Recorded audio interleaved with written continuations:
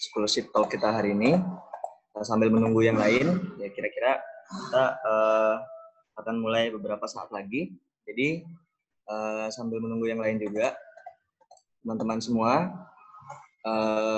nanti kalau bisa aktif untuk bertanya ketika nanti sesi tanya jawab, dan juga nanti karena sifatnya ini nanti akan ada pemberian feedback terhadap tugasnya teman-teman, jadi diharapkan teman-teman juga mengerjakan task yang diberikan oleh pemateri nanti. Nantinya kita jadi akan lebih siap untuk nanti kan ada persyaratan-persyaratan yang harus dipenuhi untuk AS, jadi harapannya kita sudah siap sebelum nanti tanggal deadline-nya, sebelum nanti mendekati tanggal deadline. Sudah semua? Nyalain musik dulu. Sambil nunggu, nyalain musik dulu.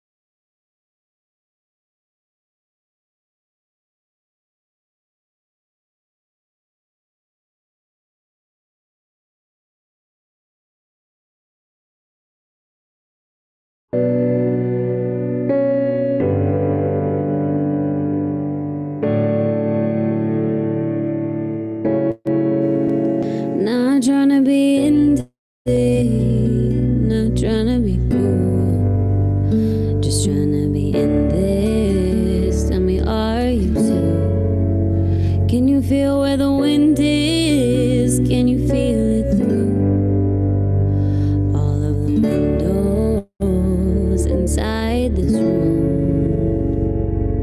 'Cause I wanna touch you, baby, and I wanna feel you too. I wanna see the sunrise and your sins, just me and you.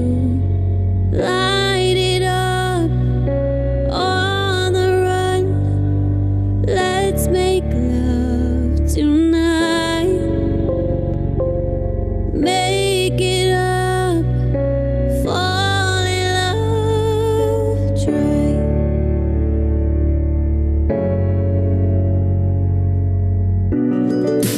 You'll never be alone. I'll be with you from dusk till dawn. I'll be with you from dusk till dawn. Baby, I'm right here. I'll hold you when things go wrong. I'll be with you from dusk till dawn. I'll be with you from dusk till dawn. Baby, I'm right here.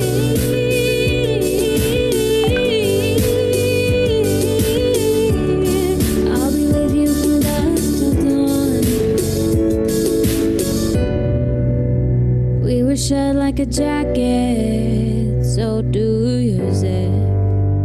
We would roll down the rapids to find a wave that fits.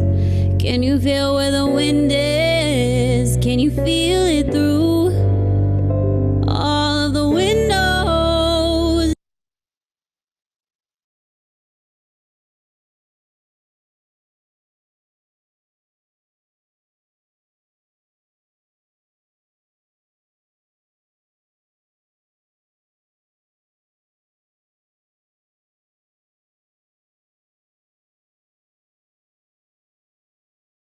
Oke.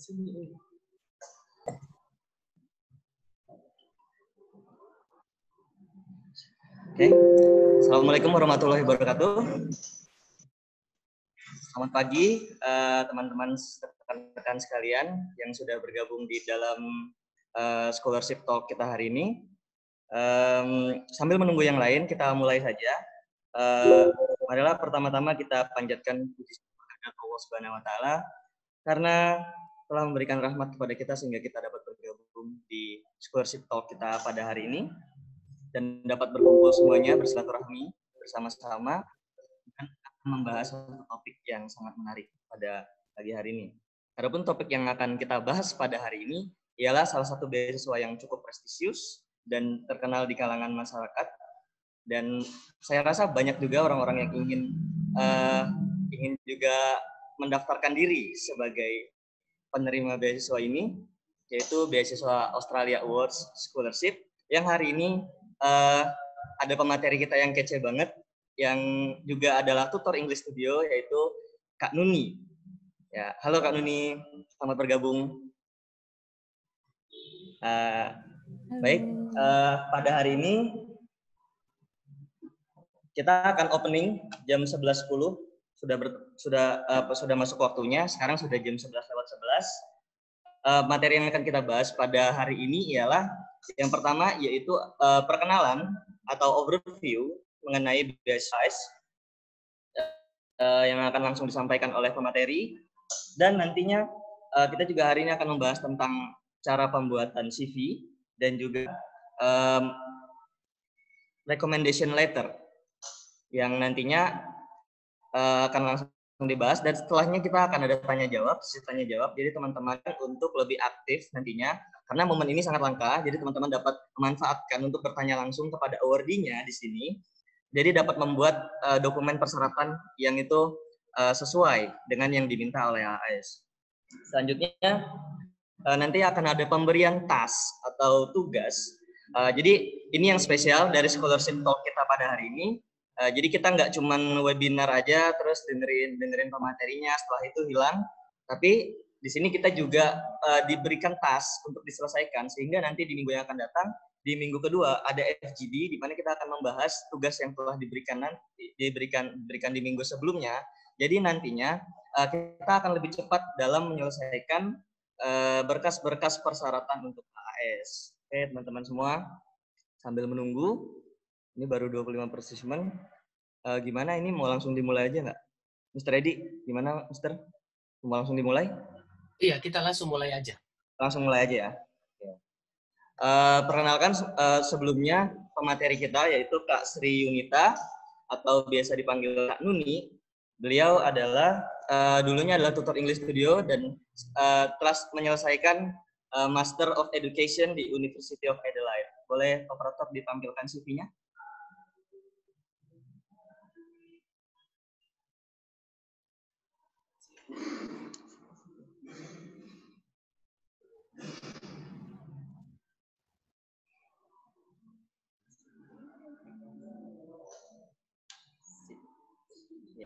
Bukan. Yang terkirim di teks.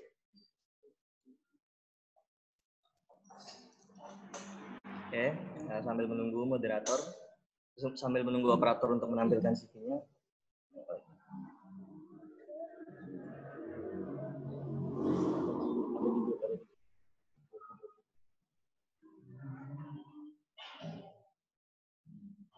Oke, operator masih menyiapkan CV-nya. Jadi kita ngobrol-ngobrol sedikit dulu sama Kak Nuni. Apa kabar Kak? Sekarang kesibukannya apa nih Kak? Sekarang kebetulan sedang ngajar di salah satu sekolah swasta di Makassar, tapi spesifikasinya sih untuk SD dan SMP, tapi sekolah swasta. Tapi masih di Makassar juga sih. Itu sekarang kesibukannya. Kemarin kakak selesai pendidikan di Australia itu tahun berapa ya? Saya itu intake 2018, Saya lulus Australia Awards 2017, kemudian ikut pre-departure training, intake 2018, selesai 2019 kemarin, tepat sebelum Corona. Jadi 2019 akhir kan itu sudah mulai ada isu-isu Corona di China, tapi saya balik sebelum itu, jadi untungnya nggak kena lockdown di Australia. Jadi masih sempat balik Januari 2020. Ya, program 2 tahun untuk master degree. Gitu sih. Keadaan Corona sekarang bagaimana itu, Kak, di sana, Kak? Kalau di Indonesia sepertinya, entah kalau di Jakarta mungkin karena sudah mulai PSBB lagi ya, tapi kalau di Makassar, orang-orang masih berusaha untuk mengikuti protokol kesehatan, jaga jarak, pakai masker, tapi sudah mulai banyak yang work from office. Kalau misalnya sekolah, biasanya teacher itu harus work from office, tapi untuk studentnya sendiri mereka masih harus dari rumah. Karena kan kalau siswa sepertinya, apalagi kalau anak-anak agak susah kalau mereka harus, kita harus batasi untuk tidak berinteraksi dengan teman-temannya kan. Jadi sih seperti itu. Oke, ini CV-nya sudah bisa ditampilkan. Jadi Kak Nuni itu adalah alumni dari Universitas Negeri Makassar di jurusan Pendidikan Matematika, pernah menjadi tutor English Studio pada tahun 2016 dan pernah menjadi guru SMIT Darul Istiqomah sebagai guru matematika dan bahasa Inggris. Dan sekarang dan sekarang sedang mengajar di Sekolah Stella Gracia School di Makassar, betul ya, Kak? Iya, iya. Pengalaman organisasinya pada tahun 2012 ikut di Student Research Institute di UNM, pernah juga menjadi Student Executive Board atau himpunan mahasiswa, betul ya, Kak? Iya. Dan juga menjabat sebagai pengurus di PPIA di University of Adelaide. Dan tentu saja beliau adalah penerima beasiswa Australia Awards Scholarship pada tahun 2018. Oke, langsung saja tanpa berlama-lama kita masuk ke pematerian yang pertama, yaitu perkenalan tentang beasiswa Australia Awards Scholarship. Apa itu dan bagaimana cara untuk mendaftar ke beasiswa ini dan apa saja syarat-syarat yang diperlukan. Langsung saja kita berikan kesempatan kepada pembicara kita, yaitu Kak Nuni. Pada Kak Nuni, dipersilakan. Oke, terima kasih Vicky. Operatornya bisa tampilkan slide-nya. Oke, sambil menunggu operator menampilkan slide, saya akan menjelaskan sedikit mengenai apa itu beasiswa Australia Awards. Jadi, beasiswa Australia Awards itu sendiri adalah beasiswa yang merupakan program dari DFAT atau Department of Foreign Affairs and Trade dari Australia. Jadi sebenarnya ini adalah program untuk mempererat hubungan bilateral antara Australia dengan negara-negara yang merupakan partner dari Australia itu sendiri. Jadi mereka memberikan program scholarship untuk beberapa negara untuk mengambil studi di Australia. Nah, bisa langsung slide 3 saja. Oke, jadi program Australia Awards itu biasanya dibuka tiap tahun, jadi rentannya itu open-nya itu untuk seleksi pertama itu ada administrasi, itu dibuka mulai 1 Februari sampai 30 April tiap tahunnya. Cuman untuk tahun depan ini masih belum tahu karena kan ini masih ada corona, kita belum tahu bagaimana ke depannya, tapi terakhir tahun ini itu masih ada 1 Februari sampai tutup 30 April. Jadi biasanya tiap tahun seperti itu, opennya 1. Jadi kalau sudah mulai dekat 1 Februari, teman-teman sudah mungkin sudah mulai rajin nih cek-cek webnya, kapan mulai bukanya, dan mungkin sudah mulai mempersiapkan dokumen-dokumen pelengkap yang harus disediakan untuk untuk mendaftar di Australia Awards. Nah, program Australia Awards sendiri ini mengcover banyak hal ya, jadi semacam full tuition, return air travel, allowance, ada juga overseas student health cover, juga visa expense yang diurus langsung oleh Australia Awards Indonesia. Nah, mungkin bisa next slide. Untuk general requirement-nya sendiri sebenarnya kalau requirement-nya utama, ya, maksudnya yang general itu adalah seperti kita harus merupakan warga negara Indonesia seperti itu ya. Itu sepertinya standar. Tidak sedang apply visa untuk live di Australia. Tidak sedang menjalankan military atau sebagainya, itu syarat-syarat general. Tapi untuk yang lebih spesifik ke requirement English atau GPA itu minimal 2,9 untuk applicants dari atau 2,75. Jadi 2,75 itu untuk GFA. GFA itu adalah geographic daerah geografik yang merupakan daerah yang menjadi targeted area, jadi geographic focus area. Jadi di Australia Awards itu ada beberapa area yang merupakan target area. Jadi kalau teman-teman berasal dari atau memegang KTP area ini, mungkin peluang untuk lulusnya itu lebih tinggi, yaitu Aceh, Nusa Tenggara Barat, Nusa Tenggara Timur, Maluku, Maluku Utara, Papua, dan Papua Barat. Atau embassy partner, jadi kalau merupakan anggota dari embassy partner, teman-teman mungkin kemungkinan lebih lulusnya juga mungkin lebih besar, atau government of Indonesia agencies. Jadi kalau PNS biasanya juga punya peluang yang lebih besar. Jadi tiap tahunnya itu sih presentasinya bermacam-macam. Terakhir itu 80% untuk 70% untuk targeted area, 30% untuk non-target area.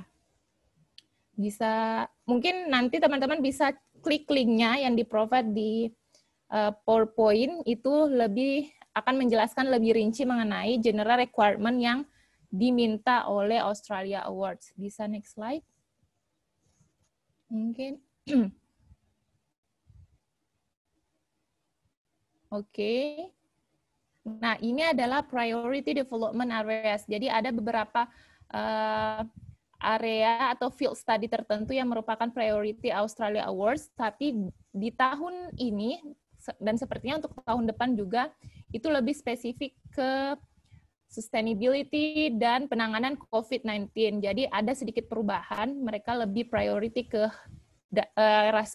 bidang-bidang khusus seperti health, management ekonomi, yang memang langsung berdampak ke penanganan COVID-19. Tapi teman-teman tenang saja, karena biasanya tetap ada bagian-bagian tertentu yang tetap menjangkau bidang-bidang kita. Kalau misalnya seperti saya education kemarin, itu masih masuk dalam health security, ada education and training, dan education management. Jadi seperti itu. Jadi sebenarnya meskipun dibilang ada priority development areas, tetap area atau bidang-bidangnya itu masih mencakup banyak bidang yang merupakan spesifikasi kita gitu. And then berikutnya mungkin untuk kuotanya sendiri ya. Kalau kuotanya itu 85% master degree and 15% PhD. Jadi biasanya Australia Awards itu juga punya presentasi mengenai berapa persen jumlah perempuan dan laki-laki yang diterima. Biasanya sih equal jumlah laki-laki dan perempuan yang diterima, karena Australia Awards berusaha mendukung equality di pemberian scholarship-nya mereka. Jadi mungkin bisa langsung next saja, Kak. Oke, untuk tahap seleksinya, secara umum sih ada dua, seleksi administrasi sama wawancara.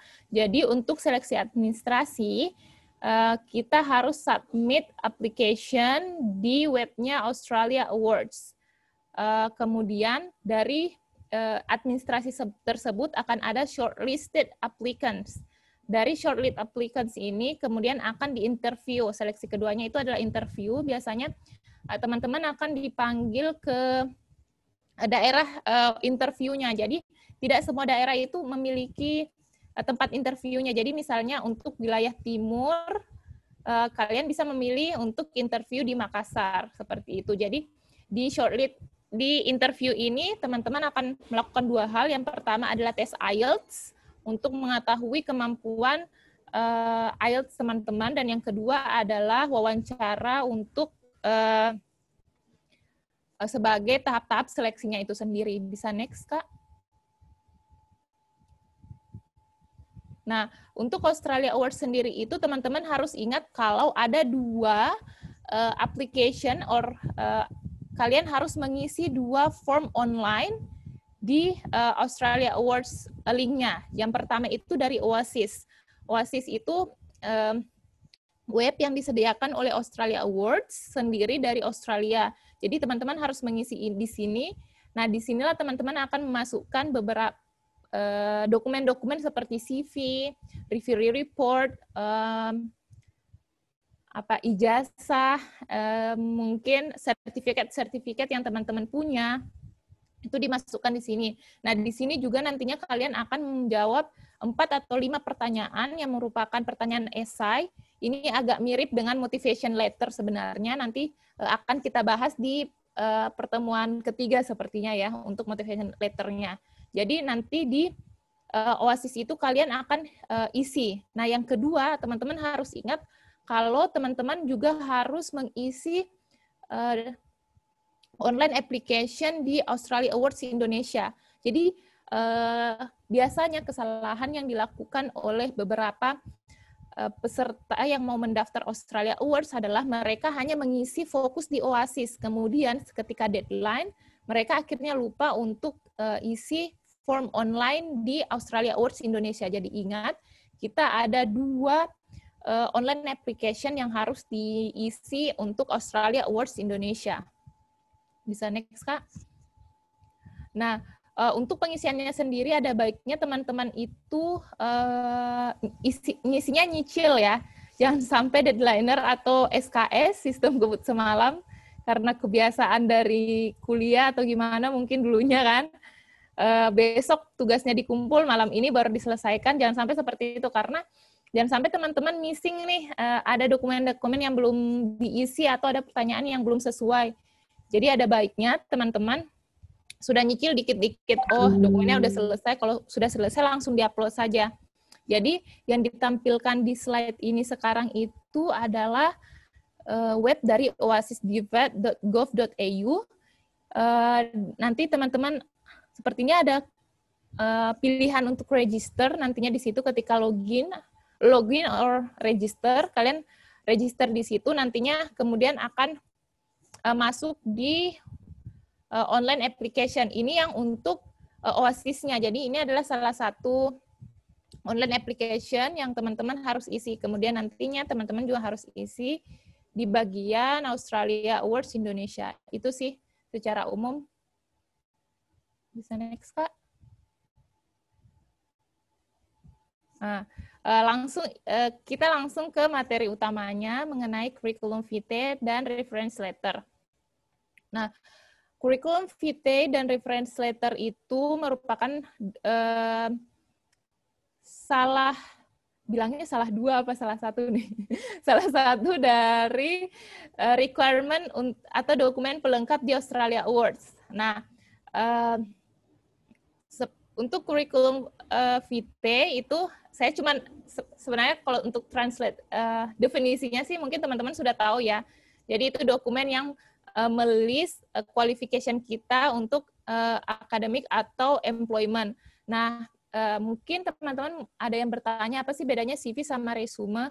Kalau resume itu lebih ke professional work. Nah, kalau CV biasanya lebih spesifik ke education and professional work. Jadi CV biasanya kalau resume lebih menjelaskan mengenai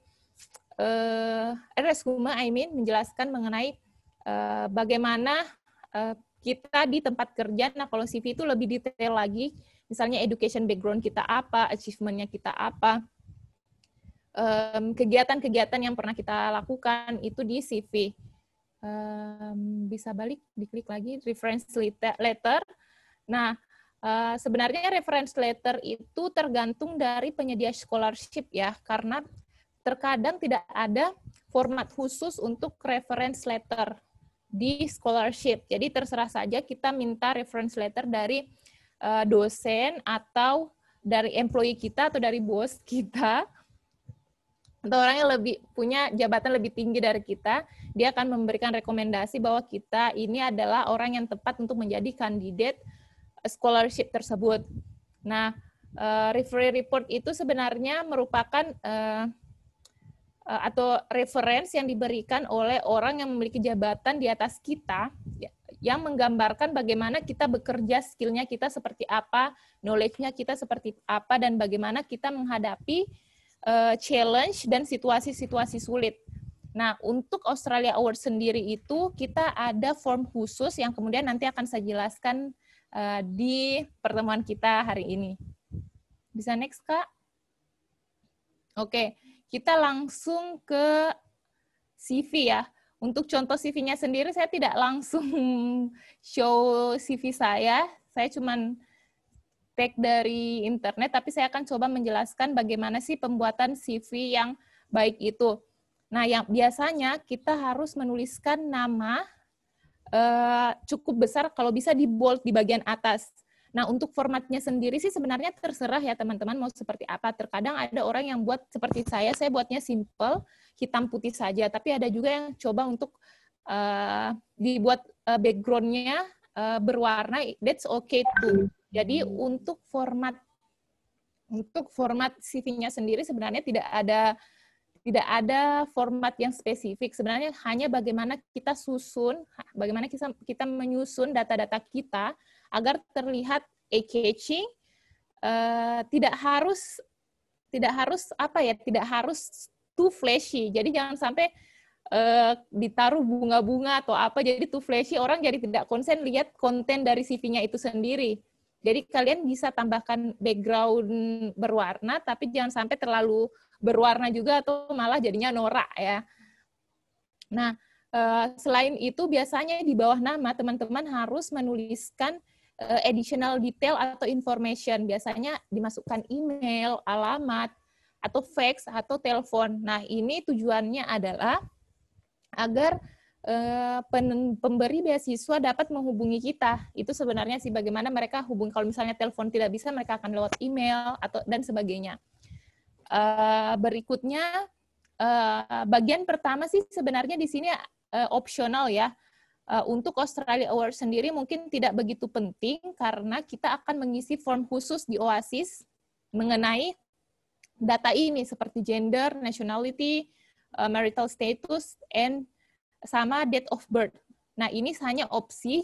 Kalau misalnya teman-teman akan mencoba mendaftar beasiswa lain, sebaiknya mungkin menaruh poin-poin ini, karena biasanya pemberi beasiswa itu memiliki kuota khusus untuk gender tertentu. Misalnya mereka akan memberikan 70% kuotanya untuk perempuan, 30%-nya untuk laki-laki. Nah, jangan sampai teman-teman, kan terkadang kita punya nama, mereka mungkin tidak tahu ini nama perempuan apa nama laki-laki. Nah, gendernya ketika kalian tulis female or male, jadinya akan lebih jelas untuk mereka.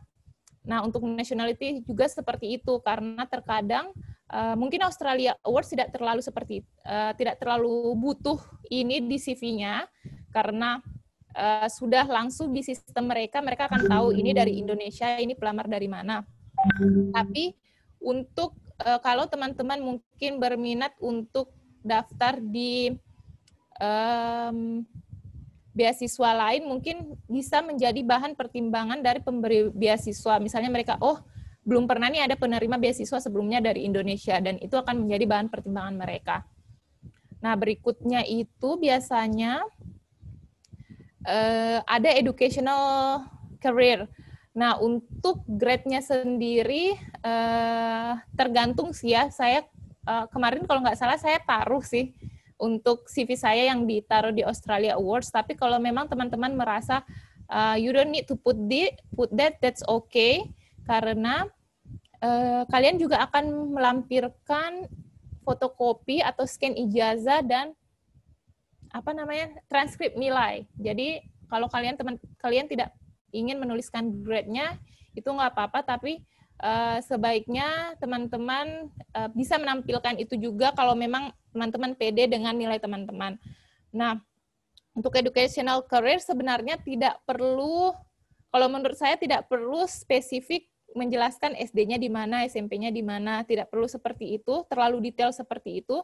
Biasanya kita menampilkan educational career dua jenjang terakhir. Jadi kalau kemarin misalnya saya mendaftarnya untuk master degree, saya menuliskan bachelor degree dan SMA-nya saya. Itu saja yang penting. Jadi saya tidak menuliskan saya kemarin SD di mana, SMP di mana. Itu tidak perlu karena biasanya juga mereka akan menambahkan detail-detail seperti itu di formnya mereka. Nah, yang penting juga itu teman-teman harus menulis tanggalnya. Jadi biar mereka ada rentan waktu, oh kapan kita masuk, kapan kita menyelesaikan studinya kita. Mungkin bisa di next slide, Kak. Oke, thank you. Nah, ini yang saya show ini salah satu contoh atau format yang mungkin poin-poin yang bisa teman-teman masukkan di CV-nya teman-teman. Jadi memang biasanya itu di atasnya itu untuk CV, teman-teman akan menuliskan nama, detail, information detail, email, tempat tinggal, mungkin LinkedIn kalau teman-teman punya, dan nomor telepon. Kemudian education. Nah, di sini ada misalnya university-nya apa, terus tahunnya dari tahun apa ke tahun berapa. Nah, kalau misalnya teman-teman ingin mendaftar spesifik, ingin menuliskan modul-modul apa yang teman-teman pernah pelajari sebelumnya, itu bisa juga teman-teman tambahkan. Kemudian experience.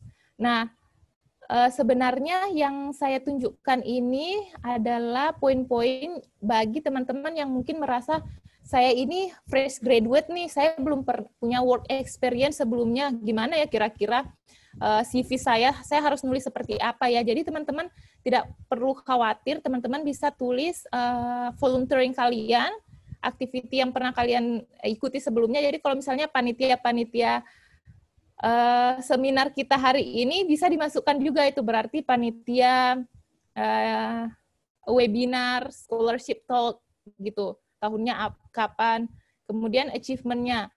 Kalian juga bisa menaruh achievement. Nah, untuk achievement sendiri kalau bisa, teman-teman itu fokus di recent and relevant experience, entah itu academic and professional. Jadi, kalian bisa bagi sebenarnya, bisa next slide, Kak. Kalian bisa bagi relevant experience, bukan yang sebelumnya. Kalian bisa bagi relevant experience-nya. Jadi kalau misalnya mau dispesifikasikan, dijelaskan lebih rinci lagi, nggak apa-apa. Jadi misalnya kayak gini, research experience. Jadi dijelaskan pernah research di mana saja, teaching experience, pernah teaching di mana saja. Dan yang lebih penting lagi teman-teman, kalau teman-teman lihat format yang dari tadi saya tunjukkan, biasa selalu ada penjelasan lebih detail di bawah subjudul yang dituliskan seperti research experience. Nah, akan ada penjelasan itu sebagai apa, assistant of professor bla bla bla, organized for bla bla bla. Jadi teman-teman kalau bisa menuliskan secara spesifik apa tanggung jawab dan apa pekerjaan yang teman-teman harus lakukan di tempat tersebut. Jadi misalnya research experience saya harus mengumpulkan data, menganalisis data, dan mengolah data tersebut untuk menjadi result dari research ini. Jadi seperti itu.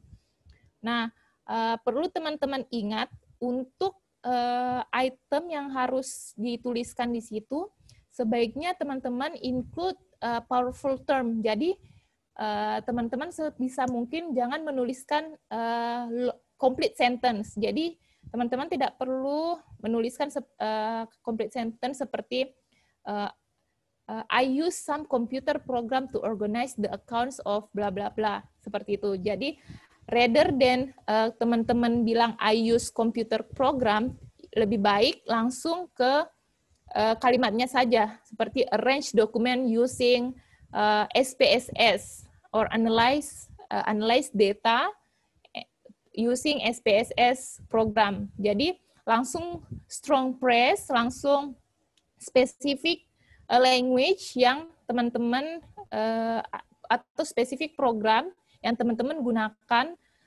di bidang itu. Nah, sebaiknya sih kalau bisa juga jangan menggunakan leading verb yang sama, misalnya conduct, meskipun tapi sepertinya saya juga menggunakan itu tadi. Saya menggunakan teaching, seperti itu. Tapi sebaiknya jika bisa, teman-teman jangan menggunakan leading verb yang sama. Nah, bisa balik ke slide sebelumnya, Kak. Oke, terima kasih. Untuk formatnya sendiri, teman-teman kalau bisa, formatnya itu clean. Jadi, ketika membagi sesi-sesi atau part-part dari CV itu sendiri, kalau bisa tulis sub-sub dari bagian-bagiannya seperti education. Jadi ada sub utama di situ. Biasanya dituliskan dalam capital letter, kemudian biasanya sub berikutnya itu akan dituliskan dengan bold atau huruf tebal, how to say it, huruf bold. Kemudian position. Kalau di contoh yang saya tunjukkan ini, your position itu dia dituliskan dalam huruf yang miring. Jadi spesifik lagi, misalnya company name-nya, let's say English Studio Kediri, Indonesia. Position English teacher. Nah, kemudian di bullet point-nya teman-teman langsung jelaskanlah apa tanggung jawab teman-teman di tempat tersebut, misalnya provide teaching master class bla bla bla bla. Kemudian yang kedua, arrange program for IELTS speaking test. Jadi lebih seperti itu. Jadi ada penjelasan lebih rinci mengenai tanggung jawab teman-teman di tempat kerja. Nah, berikutnya untuk hobi and interest. Nah, ini sebenarnya terkadang kita menaruh hobi and interest itu tergantung teman-teman mau taruh atau tidak sebenarnya. Tapi kalaupun mau menaruh hobi and interest, jangan sampai teman-teman hanya menulis, let's say, hobi and interest, cooking, running, watching TV, tapi spesifikkan kegiatan-kegiatan teman-teman yang memang menunjukkan kalau kalian memang interest di bidang tersebut. Misalnya running, hobi and interest running, kemudian ada penjelasan participant of marathon 2020 in Indonesia. Jadi ada rincian bahwa teman-teman memang serius nih, meskipun ini hobi, tapi teman-teman memang juga ikut mengembangkan dan mengasah hobi-hobi ini. Nah, kenapa saya bilang ini bisa dimasukkan dalam CV teman-teman? Karena di wawancara nantinya yang akan menjadi pertanyaan atau bahan yang ditanyakan oleh wawancara itu ada dua. Yang pertama CV kalian, yang kedua adalah apa yang teman-teman tulis di pertanyaan esai yang akan kita bahas di pertemuan ketiga nanti ya. Nah, kalau kemarin saya yang menarik perhatian pewawancara adalah karena saya merupakan lulusan dari program studi matematika, pendidikan matematika, tapi saya teaching di English Studio, which is itu adalah English course. Jadi mereka tertarik, oh jarang nih biasanya kan matematika saja, tapi kok ini ada partisipan yang background-nya itu work experience-nya itu teaching English, itu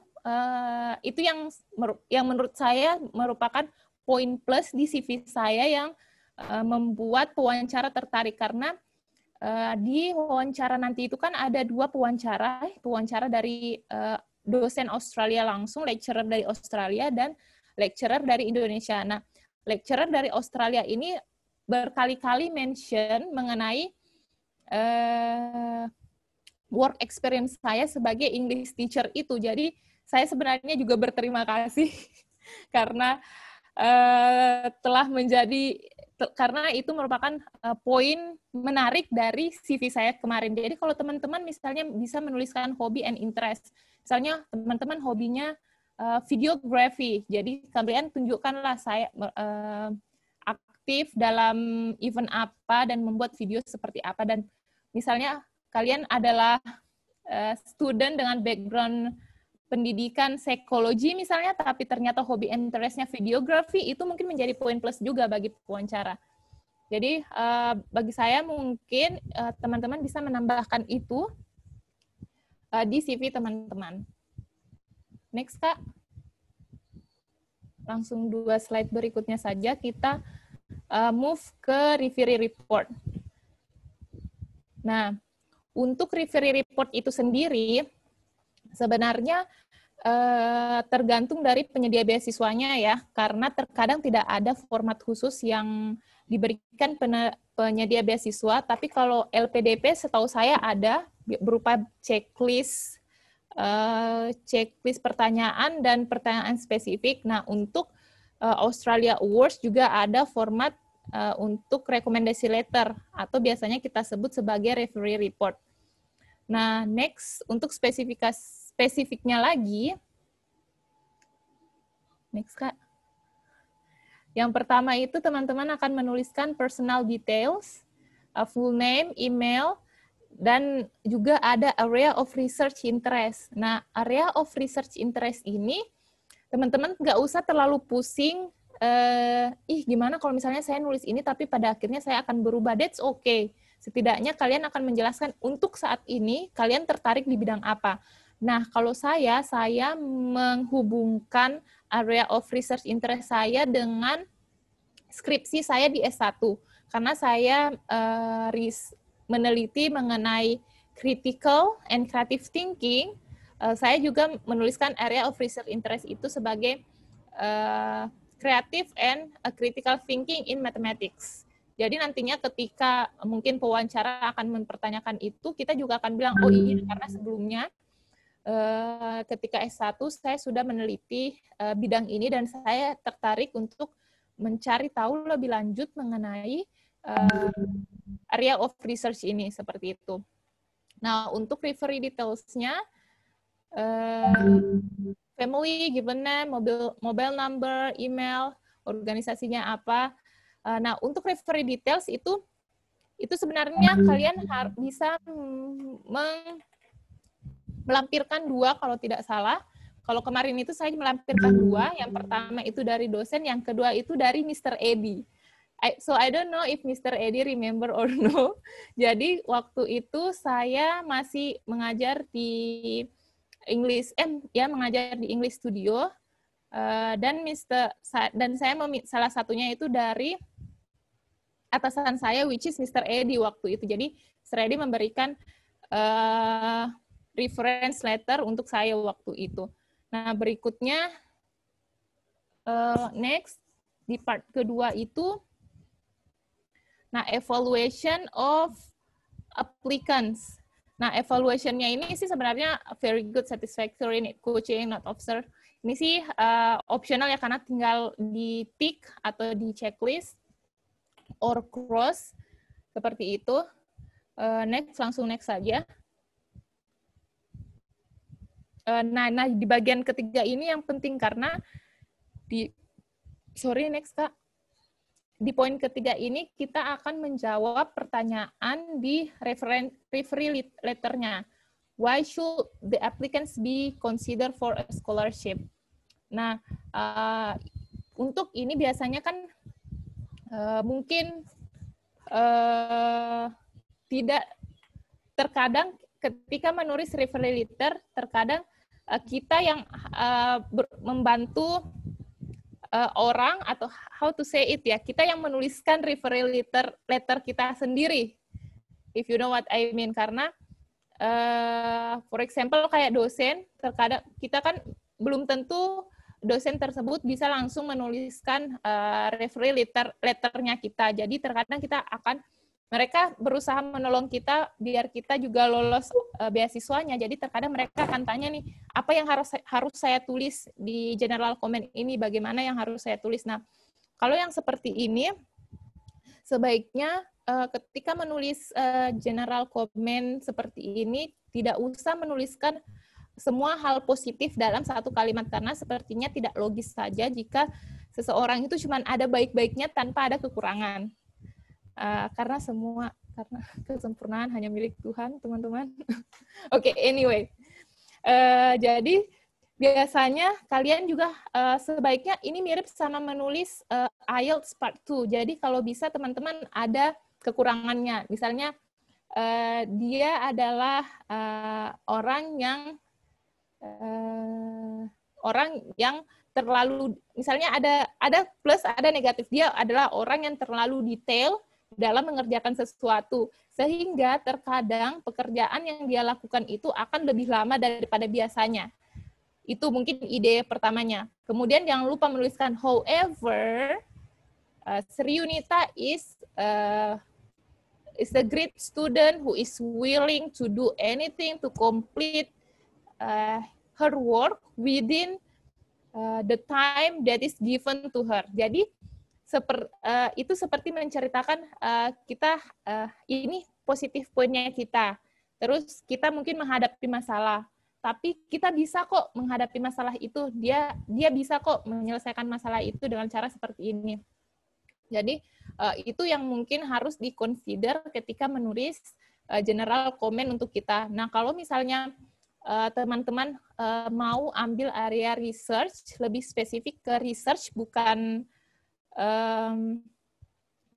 ini ya, bukan study, tapi spesifik ke research seperti lab, mungkin general comment-nya lebih ke bagaimana teman-teman biasanya sangat engage terhadap research-nya teman-teman, bagaimana teman-teman bisa sangat fokus dalam melakukan research-nya itu.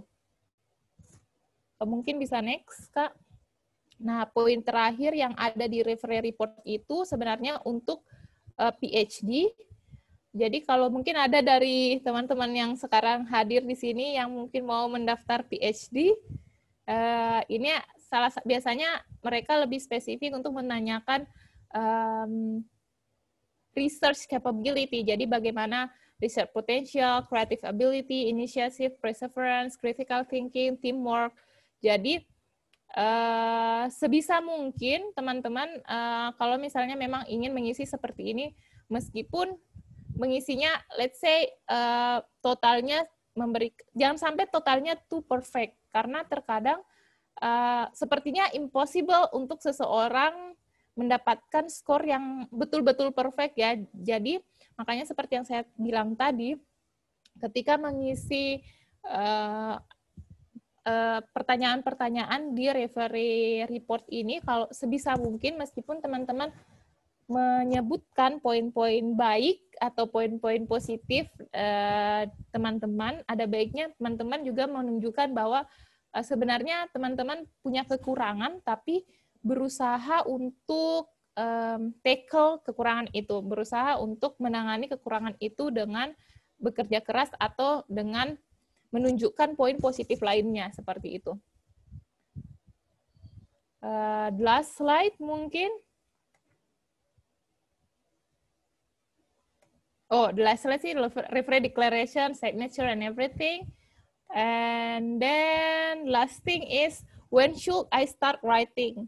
Nah, sebenarnya kalau preparation-nya sendiri itu bisa langsung slide terakhir saja, Kak.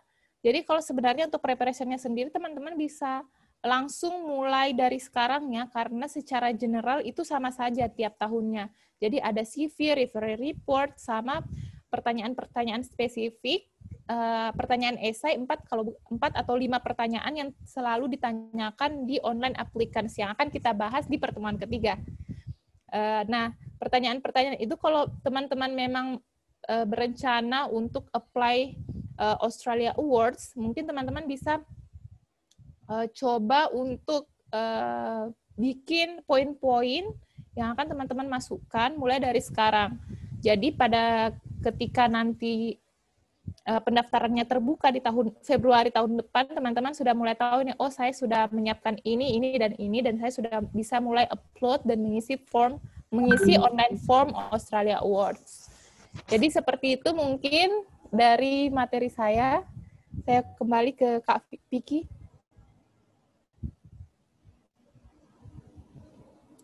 Kak Vicky. Oke, materi yang sangat menarik dari Kak Nuni barusan.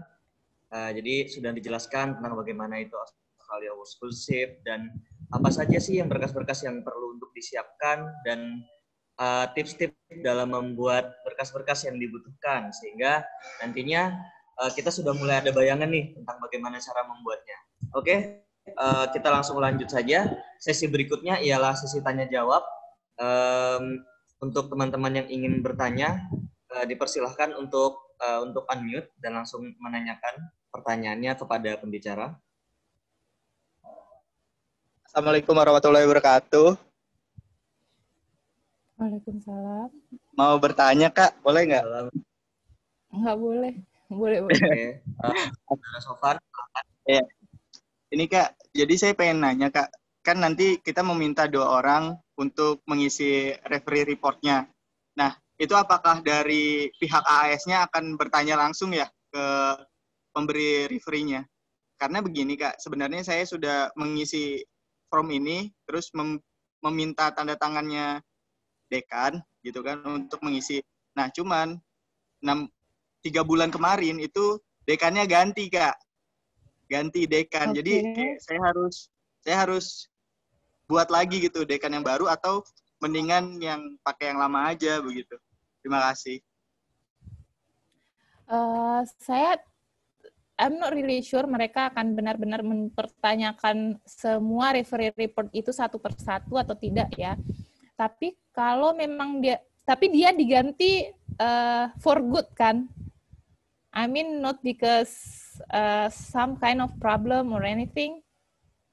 Kalau dia digantikan dekannya for good, that's okay kalau kamu nggak ganti. Kenapa? Karena nantinya kan di situ akan di referee report-nya itu, kalau nggak salah ada tanggal kan? Ada tanggal dia menjabat posisi itu. So that's okay. As long as poin saya tadi dia diganti for good ya. Tapi kalau memang ternyata dekannya diganti for different reason, sebaiknya diganti. Tapi kalau tidak usah sepertinya. Kak Nuni mau nanya nyambung pertanyaannya Mas Sofan tadi. Iya. Kalau misalnya, apakah di referee apa tadi yang ditanyakan itu ya? Apakah memang yang kita masukkan di situ adalah harus dekan atau posisi pekerjaan seseorang, ataukah orangnya gitu? Maksud saya kalau memang dekannya diganti ya, itu kan posisinya dia, tapi kan yang memberikan rekomendasi adalah dia sebagai orang kan, bukan dia sebagai pekerjaannya gitu. Itu apakah benar seperti itu ataukah memang kita harus dekan nih yang ngisi referee bla bla bla kayak gitu? Terima kasih Kak Ukti atas pertanyaannya. Jadi kalau untuk posisinya itu sendiri tidak harus dekan ya, karena kemarin saya itu senior lecturer. Jadi kalau dia di jurusan dia tidak punya spesifik, dia bukan ketua jurusan, dia bukan sekretaris jurusan, dia tidak menjabat jabatan apapun di kampus. Cuman karena saya akrab dengan dosen itu dan saya juga biasa berkomunikasi dengan dia, jadi saya merasa saya lebih gampang nih komunikasinya untuk tanya-tanya kira-kira saya harus ngapain. Jadi position title itu memang posisinya dia ketika kita meminta dia sebagai referee reference. Jadi kalau dia waktu itu hanya I cannot say hanya karena senior lecturer is actually already good, right? Jadi that's okay. Senior lecturer, teacher, atau let's say kalau teman-teman bingung mungkin kepala desa, kalau memang teman-teman ternyata aktif di kampung sebagai apa, that's okay too. Jadi position title-nya itu tidak apa-apa, bisa dekan atau lecturer atau employee-nya ya. Tambahan lagi, Kak Nuni mau nanya lagi. Yang di bagian tadi seleksi administrasi. Nah, tadi kan di pas di wawancara itu kan ada tes IELTS dan wawancara ya. Konteks wawancaranya. Nah, maksud saya pada saat tes IELTS itu apakah kita tidak pada saat pendaftaran apakah kita tidak memasukkan hasil IELTS kita, atau kita memang bisa mendaftar AAS ini tanpa ada sertifikat IELTS? Kenapa pada saat wawancara kemudian kita baru tes IELTS lagi? Gitu. Itu yang pertama. Terus yang kedua, yang pada saat kita tes mengisi administrasi masuk di bagian OASIS yang tadi, nah kita kan memasukkan bagian ijazah, sertifikat, bla bla bla. Nah, apakah semua kita rubah menjadi bahasa Inggris atau hanya dokumen-dokumen seperti ijazah dan transkrip nilai saja? Karena kalau saya tidak salah ingat tadi Kak Nuni mengatakan ada sertifikat-sertifikat, itu semua dimasukkan. Nah, apakah pertanyaan saya dirubah semua ke bahasa Inggris ataukah dibiarkan yang seperti itu saja? Gitu Kak, terima kasih. Oke, terima kasih pertanyaannya. Jadi ada 2 poinnya, saya jawab satu persatu. Yang pertama, mengenai di seleksi administrasi itu kita, apakah kita tidak memasukkan IELTS sehingga ketika wawancara kita harus tes IELTS lagi. Jadi tidak, ketika kita seleksi administrasi itu, karena kan ada 2 pilihan. Yang pertama, either kita masukkan, mungkin kakak operator bisa show lagi slide ke-5. Jadi ada pilihannya. Entah itu English proficiency-nya bisa pakai IELTS at least 5,5 atau 525 untuk TOEFL, or 69 in internet based TOEFL, or 46 in PTE academic. Jadi karena ada opsi untuk menggunakan TOEFL, internet-based TOEFL,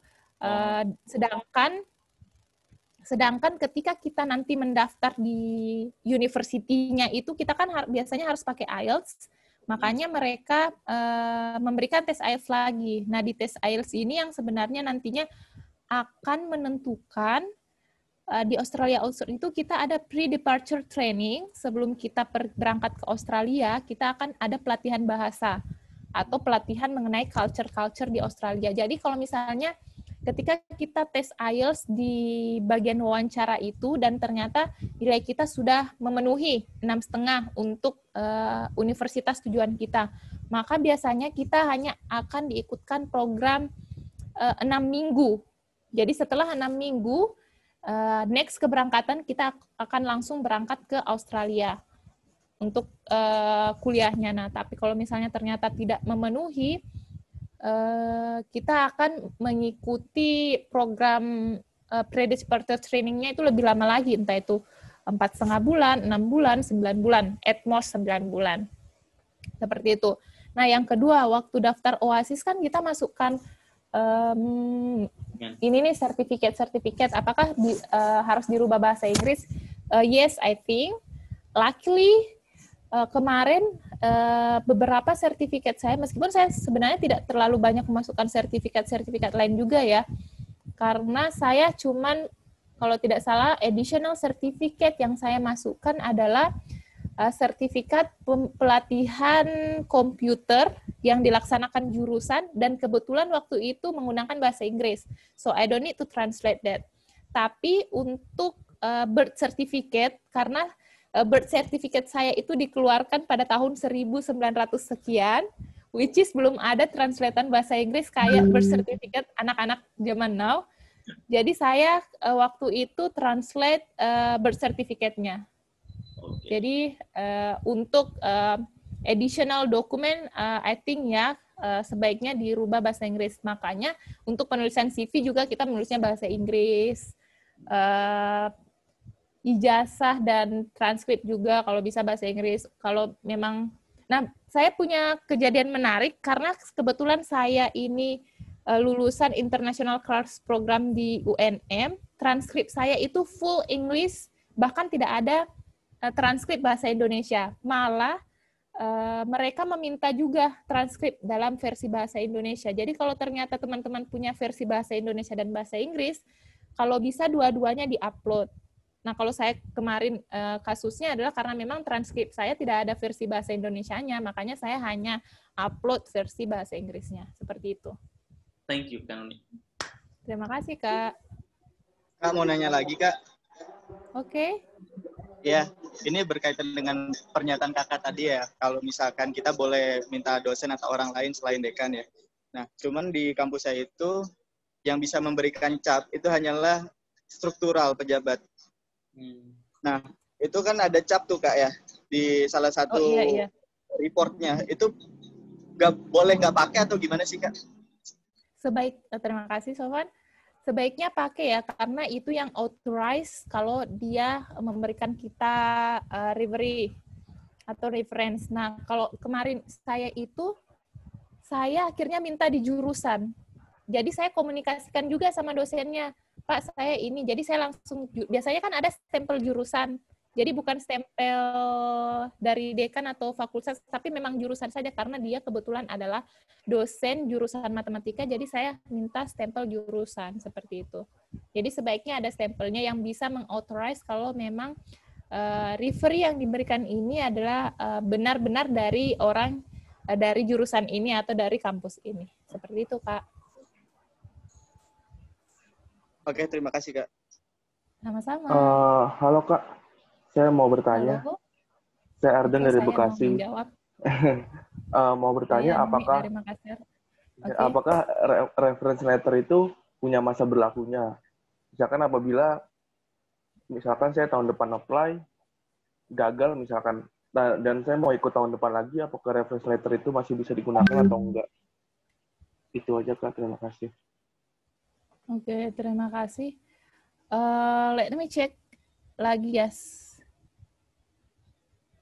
Sebaiknya diubah. Kalaupun misalnya, siapa tadi yang bertanya? Ardan ya. Kalaupun misalnya Ardan, you think that kayaknya susah lagi nih minta dia untuk nulis referee report, setidaknya part terakhir, lembaran terakhir yang ada signature dan date-nya itu diubah to recent tanggal. Karena sepertinya mungkin itu, I'm not really sure apakah itu akan menjadi bahan pertimbangan, tapi sebaiknya tetap diperbaharui tanggal di bagian terakhir itu, at least di halaman terakhir yang ada signature dan date-nya. Oh, berarti Jadi hanya tanggalnya aja yang diubah ya? Iya. Karena kemungkinan kan, kecuali if you think that kamu mau coba evaluasi lagi isi dari general comment yang diisi ya, yang di poin pertanyaan tadi general comment, kalau kamu mau evaluasi lagi, that's okay. But kalau kamu pikir sepertinya saya bukan karena itu saya tidak lulus, saya sudah lulus sampai seleksi wawancara, saya di bagian wawancaranya nih yang belum lulus, so that's okay. I think if you want to reuse it again, but at least mungkin kamu bisa ubah di halaman terakhir itu yang ada date-nya. Oke Kak, mau tanya lagi, apabila reference letter itu bisa di satu tempat perusahaan kerja gitu, gimana ya? Misalkan yang satu tanda tangannya supervisor, yang satu lagi bos, itu gimana ya Kak? Apakah bisa? Kalau menurut saya sepertinya bisa saja, karena kalau misalnya di kampus kita biasanya juga bisa minta dua referee report kan, satu dari dosen misalnya, satu dari dekan, karena mungkin dari dosen itu dia lebih, karena kita lebih dekat dengan dosennya, dia lebih spesifik, dia anaknya seperti apa, dia kalau kerja seperti apa. Nah kalau dekan dia mungkin lebih umum. Jadi bisa saja sepertinya dari 2 tempat kerja, but make sure isinya itu bisa menggambarkan mungkin 2 sisi yang berbeda dari Ardan. Oh gitu. Oke deh Kak, thank you. Sama-sama. So, sedikit bocoran. So, saya punya teman yang ternyata ketika daftar dia tidak memasukkan referee report dan dia lulus wawancara. Meskipun dia tidak menyarankan itu ya, tapi dia tidak memasukkan referee report. Kita mungkin mencari referee report 2, tapi dia tidak memasukkan itu ternyata dia tidak. Tapi dia lulus sampai wawancara sampai di Australia Awards. Tapi saya tidak bisa menyarankan itu juga, karena itu tergantung, bisa jadi teman saya itu isi dari work experience-nya mungkin yang membuat dia lulus, atau jawaban yang dia tuliskan dari pertanyaan-pertanyaan esai, dan kebetulan dia juga termasuk dari salah satu daerah target Australia Awards.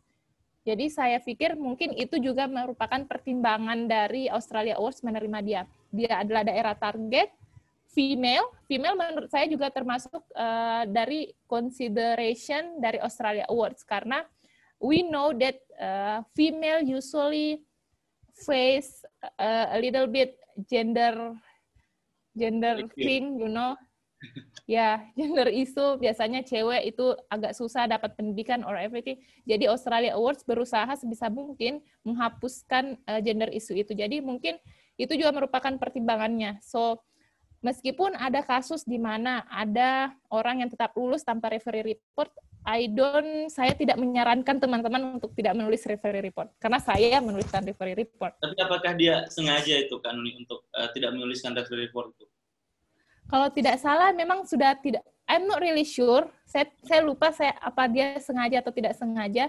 Dia ketika dia sebut seperti itu, oh ya, really bisa, karena ternyata dia memperhatikan kalau ada additional documents that you can upload, dan referee report termasuk. Jadi ternyata itu bukan dokumen wajib yang harus dimasukkan, sama dengan sertifikat tambahan, seperti misalnya sertifikat pengajaran komputer, sertifikat let's say penulisan, sertifikat body language, seperti itu. Jadi referee report merupakan salah satu dokumen tambahan yang teman-teman bisa masukkan. Jadi mungkin itu adalah alasan kenapa dia juga tetap bisa lolos, karena referee report bukan dokumen wajib yang dimasukkan di pendaftaran Australia Awards. Saya mau nanya lagi dong, Kak Runi, bisa? Iya, Kak, iya. Apakah kalau di beberapa beasiswa kan kita baru bisa chance kita menerima beasiswa itu besar ketika kita sudah punya unconditional LOA. Apakah AAS juga menyarankan kita untuk lebih baik punya LOA dulu kemudian mendaftar, atau kita bisa sambil jalan? Pertanyaan yang menarik. Seandainya saya punya sepeda, saya kasih ke Kak Upi.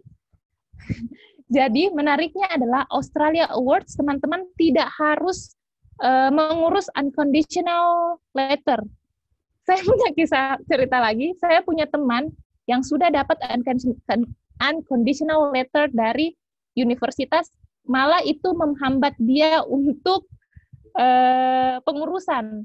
Karena ketika kita menjadi award di Australia Award, semuanya akan diuruskan oleh mereka.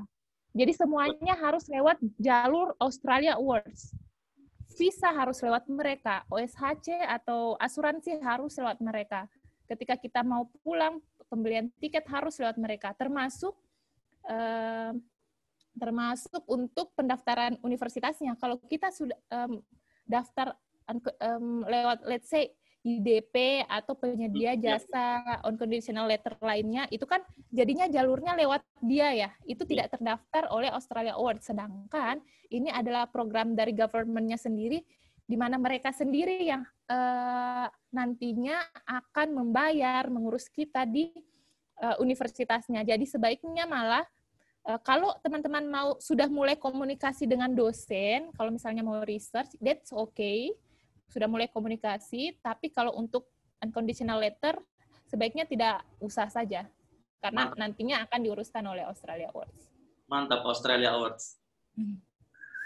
Semuanya diuruskan, tenang saja. Visa kalian cuma ketik. Jadi kalau misalnya Kak Upi mau membawa pasangan ke sana, nanti visa istri dan anak-anaknya, Oh, bisa ya? anak-anaknya itu diuruskan sama mereka. Jadi Kak Upi cuman memasukkan datanya mereka, kirim ke admin. Biasanya sama Kak Ponco. Apakah biayanya keluarga juga yang ikut itu akan ditanggung AS?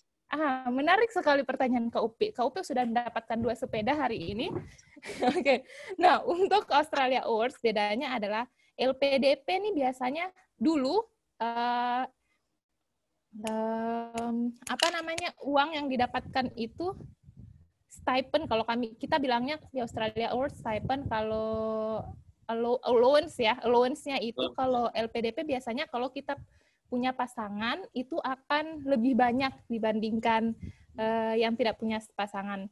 Sayangnya untuk Australia Awards jumlah allowance yang teman-teman dapat itu sama.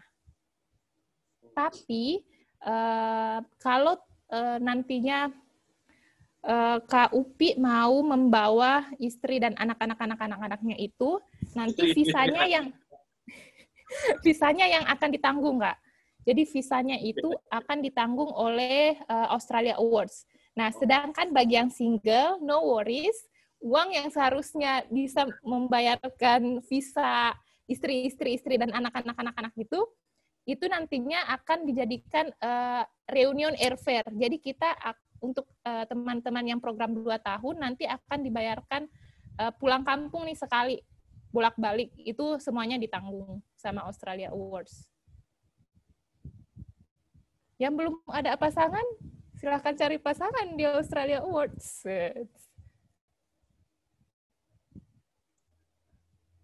Halo Nuni. Ya, Kak Linda. Hai. Ini mau nanya dong, terkait CV tadi, idealnya itu berapa halaman ya? Terus kan, itu yang pertama. Yang kedua, kalau kita misalkan milih achievement, work experience, atau organization-nya itu berapa tahun? Ada nggak batasan berapa tahun terakhir? Atau kita bisa ambil yang agak lama, tapi kayak punya strong point gitu? Terus yang ketiga, yang tentang sertifikatnya, dia kan additional ya, maksudnya nggak wajib. Itu berapa maksimal yang bisa diinput? Terus aku mau tahu nih yang terakhir, kamu minta rekomendasi dari siapa yang dari Univ? Soalnya kan satu jurusan. Oke, thank you.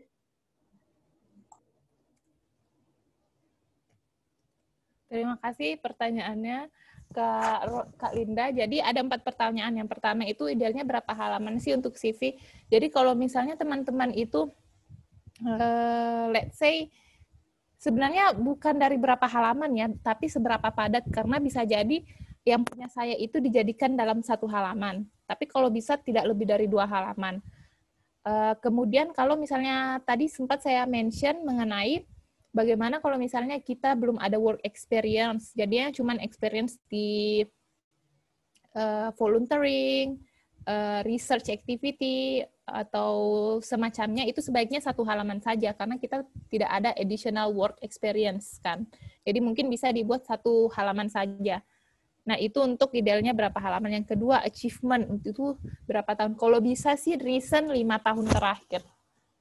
Kalau bisa. Tapi kalau misalnya memang ternyata saya punya 1, tapi kalau misalnya pun saya punya nih 1 achievement yang benar-benar on point, sangat on point, tapi itu sudah waktu SMA atau SMP, sebaiknya tidak usah saja. Mungkin paling lama setidaknya ketika kuliah.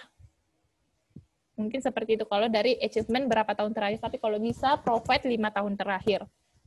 Berikutnya, sertifikat itu kan ada additional berapa maksimal. I don't think ada batasan berapa banyak, karena sepertinya tidak ada batasan berapa banyak. Mereka cuma provide sertifikat bisa memasukkan sertifikat komputer, sertifikat apa lagi ya. Jadi memang ada list sertifikat yang bisa kita upload di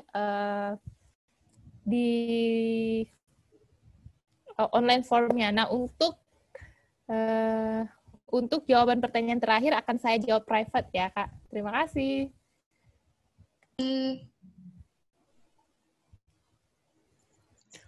Kak, saya mau Ada nanya dong, pertanyaan Kak. nih, Kak. Malik, Siapa? untuk LOA itu juga berlaku untuk PhD apa enggak? Sorry? Terus dari Kak Adin Oh, iya. Ramputi, referral letter itu dianjurkan dari atasan langsung atau dari dosen kalau misalnya kita sudah bekerja lebih dari 5 tahun. Ini Kak, silahkan dijawab. Terima kasih. Nggak wajib LOE juga berlaku untuk PhD karena balik lagi seperti pernyataan saya tadi, kalau Australia Awards itu semua jalurnya itu harus satu arah lewat Australia Awards Indonesia. Jadi dari kita ke Australia Awards Indonesia, dari Australia Awards Indonesia ke Australia Awards Scholarship di Australia. Jadi memang arahnya harus satu alur seperti itu.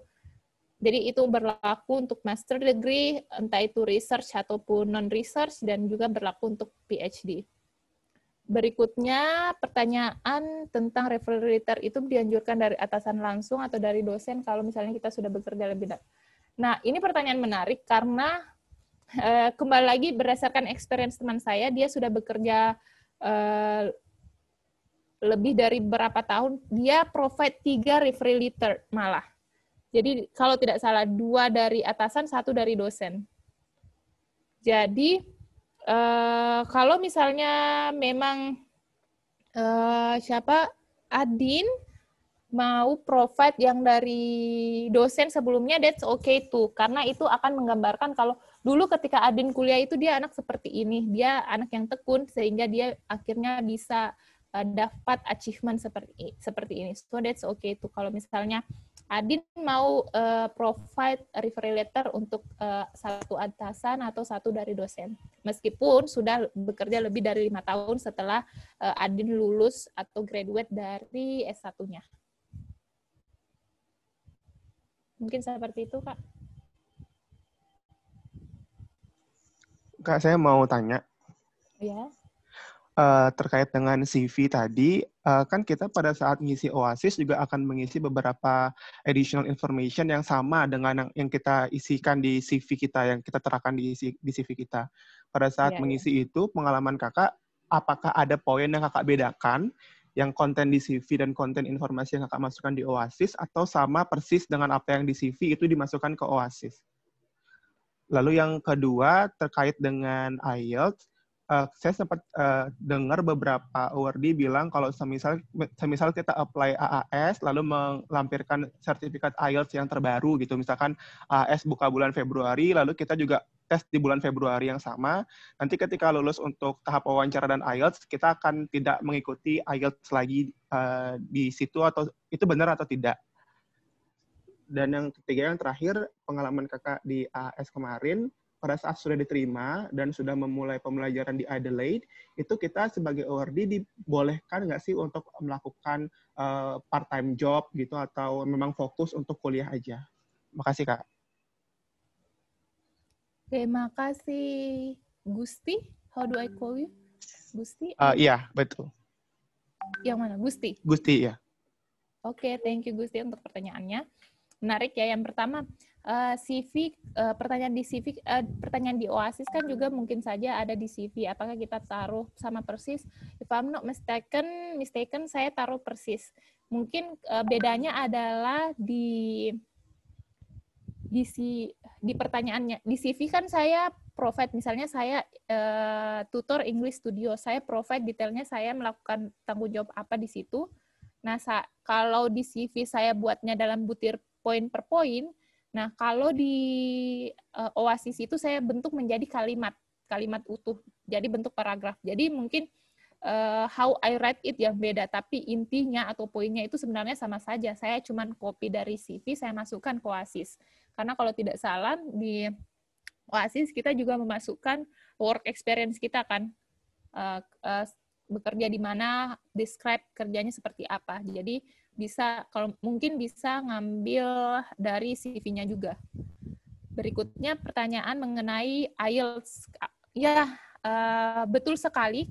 Kalau tidak salah ada pernyataan atau ada pengumuman kalau sertifikat IELTS-nya itu 6 bulan terakhir atau berapa bulan terakhir kalian tidak perlu tes ketika tes wawancara itu. Jadi kalian cukup provide tes IELTS yang terbaru itu untuk dimasukkan untuk diberikan ke Australia Awards Indonesia. Berikutnya yang terakhir, ketika terima sudah belajar boleh part-time atau tidak? Boleh, sangat boleh. Malah Australia Awards sendiri itu encourage awardee-nya untuk activity, entah itu volunteering atau part-time. Cuman untuk part-time sendiri itu ada ada batasannya juga ya. Jadi kalau masih waktu kuliah atau ini kita cuman bisa 20 hour. Cuman bisa 20 jam dalam seminggu. Tidak boleh lebih dari itu. Sedangkan ketika holiday kalian bisa up to 40 jam per minggu. Itu sih. Dan banyak sekali work opportunity, apalagi ada banyak komunitas Indonesia, mahasiswa Indonesia, dan mereka juga biasanya yang sudah balik mungkin akan menghibahkan pekerjaannya yang sebelumnya ke mahasiswa baru. Jadi bisa. Mungkin itu, Gusti, ada yang kurang jelas? Berarti saya cuma mau make sure aja, Kak. Berarti benar ya kalau misalkan sertifikat kita itu 6 bulan terakhir, nanti ketika lulus, kita tidak ikut tes IELTS lagi dari AAS-nya. Ya, terakhir itu seperti itu. Saya tidak yakin untuk 6 bulan apa berapa bulan terakhir ya. Tapi memang kalau dia recent ini, sertifikatnya recent test, itu tidak perlu lagi untuk tes di tes wawancaranya itu. Oke, makasih, Kak.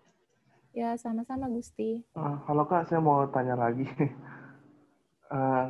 Ketika kita tes IELTS dan mengetahui berapa lama untuk pre-departure training ya tadi namanya yang pelatihan bahasa itu, apakah kita dapat living cost atau tidak?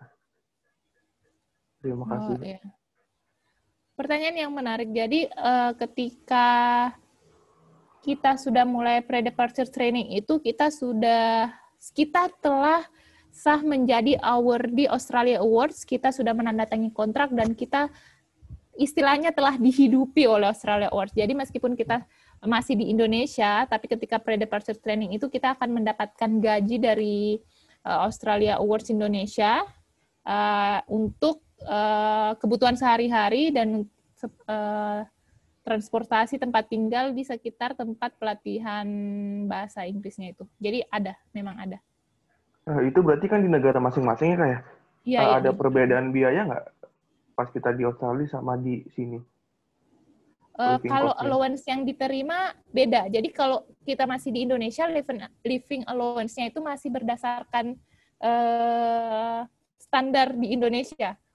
Standar. Jadi kalau misalnya pre-departure training-nya di Jakarta atau di Bali, kan biasanya Jakarta atau Bali, dua-duanya itu sama saja karena masih sama di Indonesia. Tapi untuk living allowance-nya nanti di Australia, itu beda lagi dari di Indonesia. Tapi untuk seluruh Australia, semua award yang ada di Australia itu living allowance-nya sama. Oh gitu ya Kak, walaupun ada perbedaan biaya juga di kota-kotanya. Misal, saya nggak tahu sih, misalkan di Melbourne sama Queensland, itu beda biaya hidupnya. Berarti allowance-nya tetap sama ya kan? Ya, allowance-nya tetap sama karena perhitungannya mereka itu perhitungan living allowance per hari standar di daerah manapun. Jadi kalaupun mungkin bedanya adalah kalau di daerah kota jadinya agak tricky untuk kalian mau saving. Jadi kalian mungkin need to work more. Tapi jadinya kalau misalnya di daerah yang lebih kecil, savingnya jadi lebih gampang. Karena kan spendingnya lebih sedikit. Mungkin seperti itu. Oke, makasih Kak. Oke. Saya jawab pertanyaan dari terakhir nih, Kak. Oh iya. That's what. Putih. Yes, Terkadang atasan langsung memberi referensi tersebut belum bisa berbahasa Inggris dengan baik. Itu gimana, Kak? Ini saya tidak begitu tahu ya, tapi sepertinya mungkin akan dihubungi lewat email dulu. Dan kalaupun ternyata memang tidak bisa berbahasa Inggris, ada kemungkinan mereka akan ditelepon oleh pihak AI-nya langsung. Karena memang untuk Australia Awards kan kita ada Australia Awards Indonesia. Nah, sepertinya Australia Awards Indonesia yang akan langsung menghubungi, kalau memang mereka butuh untuk menghubungi pemberi referensinya itu, sepertinya, dan ternyata pemberi referensinya itu tidak bisa berbahasa Inggris, sepertinya akan dihubungi langsung oleh Australia Awards Indonesia. Mungkin seperti itu, Pak. Jadi dihubunginya menggunakan bahasa Indonesia gitu ya, Kak? Iya, kemungkinan kalau memang tidak bisa.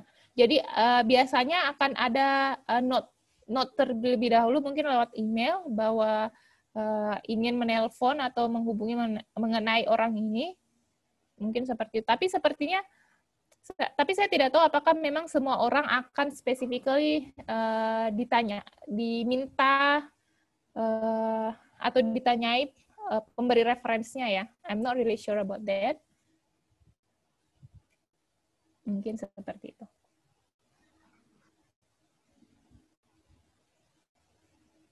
Kembali lagi ke Kak Piki. Kak Piki.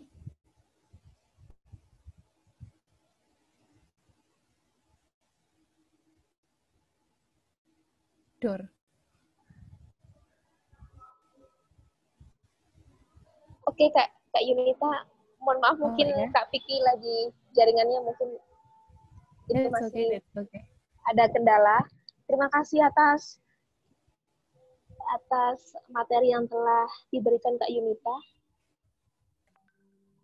Kak Yunita bisa dengar saya? Iya, bisa. Oh iya. Iya Kak Yunita, untuk yang terakhir kalinya closing statement dari Kak Yunita. Sebelum nantinya kita akan tutup acaranya dan kita foto bersama. Silakan dari Kak Yunita. Oh ya, closing statement sepertinya good luck everyone. Semoga teman-teman yang mau mendaftar Australia Awards diberikan the best option. Jadi meskipun misalnya teman-teman tidak lulus Australia Awards, bisa saja itu bukan pilihan terbaik. Mungkin saja ada scholarship yang lebih prestigious, lebih besar lagi yang menanti teman-teman semua. Jadi tetap berjuang. Jangan patah semangat dan semoga teman-teman bisa mendapatkan scholarship yang teman-teman inginkan. Nah, mungkin sebelum penutup untuk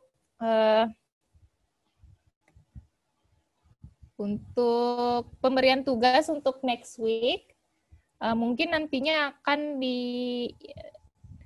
dikirimkan form referee report-nya. Untuk referee report, saya mau teman-teman untuk mungkin menjawab pertanyaan poin 3 saja mengenai why should the applicants be considered for a scholarship.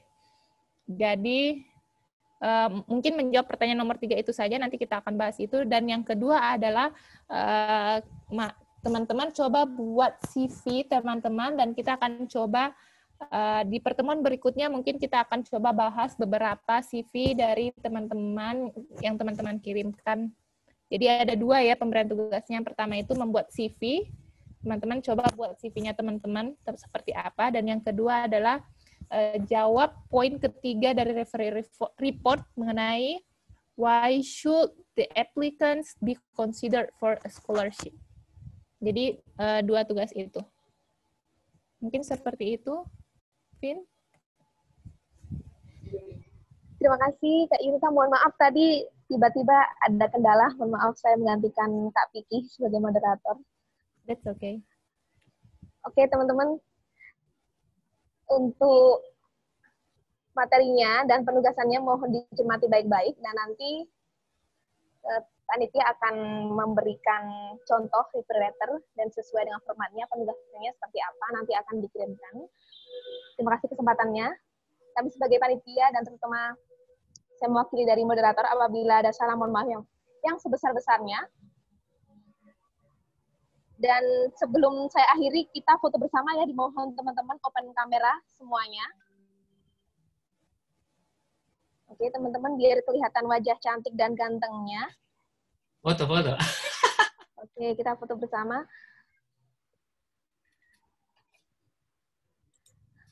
Kak Ali udah siap? Oke, kita open kamera ya. Silakan Kak Ali dihitung. Siapa yang hitung ini? Ini Kak Ali.